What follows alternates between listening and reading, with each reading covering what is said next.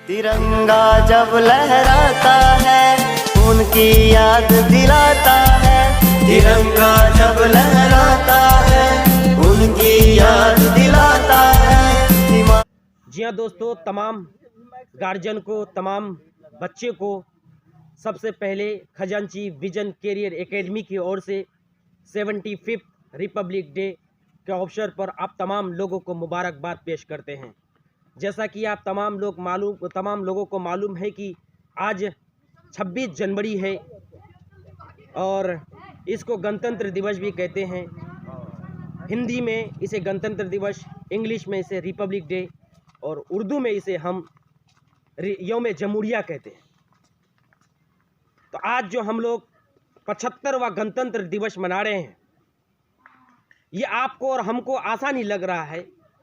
ये हमारे पूर्वजों का बहुत बड़ा योगदान है, बलिदान है। उनकी अमर कहानी छुपी हुई है। उनके बारे में थोड़ा सा हम विस्तृत जानकारी देना चाहूँगा कि ये देश हमारे पूर्वजों ने बहुत मुश्किलों के सामने बाद ही सींचा है। ये देश उन वीरों को नमन करते हैं, हम नौजवान उनको नमन करते हैं जिन्होंने बहुत सारी कुर्बानी देने के बाद हमें ये तोहफा नसीब हुआ है। तमाम लोगों को दिल की गहराइयों से हम नमन करते हैं, मुबारकबाद पेश करते हैं।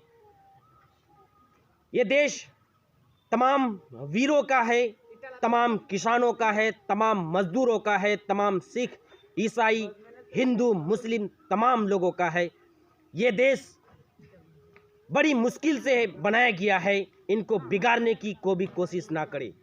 हम तमाम लोगों को यूनाइट होकर के हमें राष्ट्रीय ध्वज फहराने की ज़रूरत है, ना कि भेदभाव मुकम्मल करने की ज़रूरत है।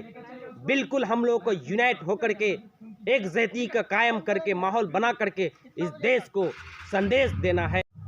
आप तमाम लोगों को बता दूं कि हमें 15 अगस्त 1947 ईस्वी को तो आज़ादी मिली थी, लेकिन हम और आप पूरी तरह से हम आज़ाद थे नहीं। तो हमारे देश के वीरों ने, हमारे देश के लीडरों ने एक प्रावधान बनाया कि हमें कानून व्यवस्था की ज़रूरत है।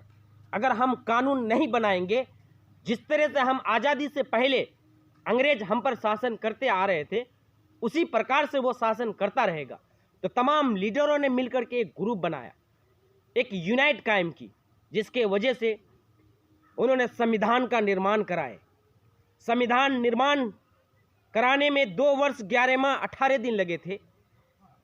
तब जाकर के 26 जनवरी 1950 ईस्वी को ये संविधान बन के पूरे देश में लागू हो गया। तब से अंग्रेजों का खात्मा हो गया। ये पूर्वजों का देन है, जिनके अध्यक्ष रहे भीमराव अंबेडकर साहब और उनके राष्ट्रपति रहे डॉक्टर राजेंद्र प्रसाद जी।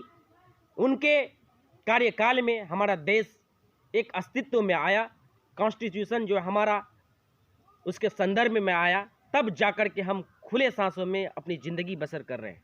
अगर ये कानून व्यवस्था नहीं रहती तो अंग्रेज जिस तरह से पहले मूली गाजर की तरह काट रहे थे, उसी प्रकार से हमें काटता रहता। लेकिन हमारे पूर्वजों का क्या बड़ा योगदान है, किरदार है, जो हमें इस तरह का देश को सौंपा है। तो इस देश को बचाने के लिए हम तमाम लोगों को एक होने की ज़रूरत है या नहीं? आप तमाम लोग जवाब दीजिए। क्योंकि हम लोग यूनाइट नहीं होंगे, हिंदू, मुस्लिम, सिख, ईसाई करते रहेंगे, तो ये फिर देश टूटने में आसानी नहीं लगेगा। इसलिए आप तमाम लीडरों से सबसे पहले रिक्वेस्ट करूँगा, इसलिए ये कहना चाहता हूँ कि मंदिर मस्जिद के नामों पे लड़ाने की कोशिश ना करें। अगर इस तरह से आप राजनीतिक डंका बजा करके इस देश को तोड़ने का काम करेंगे तो फिर आप फेंके जाएंगे। जिस तरह से हारून बादशाह फेंके गए थे, आपको भली भांति मालूम है। आज भी जाइए मिस्र के अंदर में, आपको देखा जाएगा कि हारून बादशाह जो उसका पिरामिड के अंदर में उनके लाश को अभी भी रखा हुआ है, एक नसीहत के लिए, इबरत के लिए, कि जो मिटाता है किसी को वो खुद मिट जाता है। इसलिए भेदभाव मुकम्मल कायम ना करे, बल्कि जोड़ने की काम करे। ठीक है, बस यही पैगाम देना चाहता हूँ। ये देश सबका है, तमाम लोगों का है, आप एक अकेला किसी कास्ट का नहीं है। दूसरी बात ये भी कहना चाहूँगा, ख़ास तौर से स्कूलों में, मदरसाओं में, खानकाओं में, जहाँ जहाँ शिक्षा व्यवस्थाओं की सिस्टम चल रही, वहाँ पर सहयोग कीजिए। तमाम गार्जियन भी सहयोग कीजिए, तमाम नेता भी सहयोग कीजिए, हमारे आसपास के नौजवान भी सहयोग कीजिए, ताकि शिक्षा का दीप जलेगा तो इस तरह का बुराई मिट पाएगा। अगर शिक्षा का दिया नहीं जलेगा तो फिर वही भेदभाव होंगे। भेदभाव मिटाने का यही एक कुंजी है जो शिक्षा, एजुकेशन है। एजुकेशन आपके अंदर में रहेगा तो फिर ये इस तरह का भेदभाव नहीं रहेंगे। तमाम लोगों को शिक्षा पे गौर फिक्र करने की ज़रूरत है। तमाम माँ बहनों को भी शिक्षा दीजिए। जिस तरह से आप अपने लड़कों को शिक्षा देते हैं, उसी प्रकार से इन बेटियों को भी शिक्षा देने की कोशिश करेंगे, क्योंकि ये बेटी भी शिक्षित होगी तो पूरे खानदान को शिक्षित कर सकती है। इनको दबाने की कोशिश ना करें, इनके किरदार में वो दम है जो हमारे खजांची विजन कैरियर एकेडमी, जो इनका फीचर्स है, विशेषताएं हैं, यहाँ पर जो है ना अरबी, हिंदी, उर्दू और संस्कृत की विशेष शिक्षाएं दी जाती है। यहाँ पर वो व्यवस्था की गई है।